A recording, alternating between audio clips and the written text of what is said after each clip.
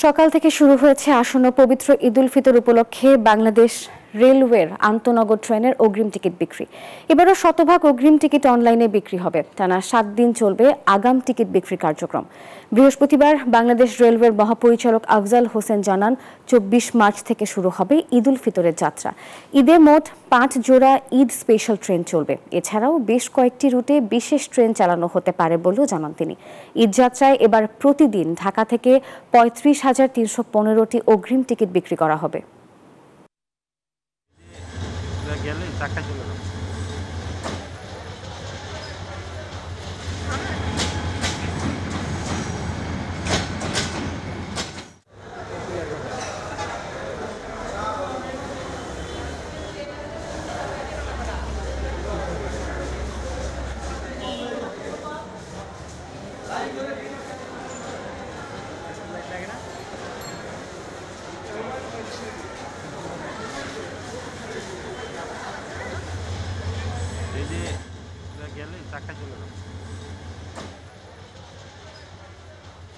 এই ঈদে জামা জুতো অ্যাক্সেসরিজের ডিসকাউন্ট।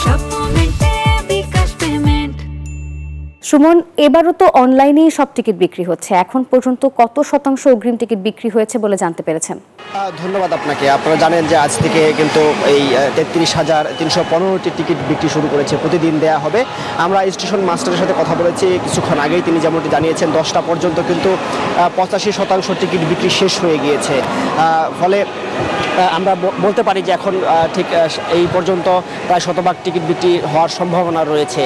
তবে টিকিটের তুলনায় ঠিক টিকিট প্রত্যাশীদের চাহিদা কিন্তু অনেক বেশি, এমনটি আমাদের স্টেশন মাস্টার জানিয়েছেন। পাশাপাশি আপনাদের আরেকটি বিষয় জানিয়ে রাখি, এবার কিন্তু সেই চিরচেনা রূপটি আর এই কমলাপুর রেল স্টেশনে নেই। টিকিট প্রত্যাশীদের ভিড় বা দীর্ঘ লাইন সেটি কিন্তু নেই, কারণ শতভাগ টিকিট অনলাইনে বিক্রি হচ্ছে। স্টেশন মাস্টার আমাদের যেমনটি জানিয়েছেন, শাহাদাত হোসেন বলেছেন যে এবার কিন্তু যে এনআইডি কার্ড দিয়ে টিকিটটি ক্রয় করা হবে, তিনি ব্যতীত অন্য কেউ কিন্তু সেই টিকিটে ভ্রমণ করতে পারবেন না। অর্থাৎ যার এনআইডি শুধুমাত্র তিনিই ভ্রমণ করতে পারবেন, অন্যথায় কিন্তু জরিমানা করা হবে এর যদি ব্যত্যয় ঘটে। পাশাপাশি আরেকটি বিষয় তিনি নিশ্চিত করেছেন যে এবার কিন্তু কয়েক স্তরের নিরাপত্তা ব্যবস্থা গ্রহণ করা হয়েছে টিকিট চেকের বিষয়ে। ফলে কালোবাজারি রোধেও কিন্তু বিশেষ ব্যবস্থা গ্রহণ করা হয়েছে, এমনটি জানিয়েছেন আমাদের এই রেলওয়ে কর্তৃপক্ষ। তো রেল স্টেশন থেকে এই ছিল আমার কাছে সর্বশেষ। আজ কিন্তু দেয়া হচ্ছে 24 মার্চের টিকিট।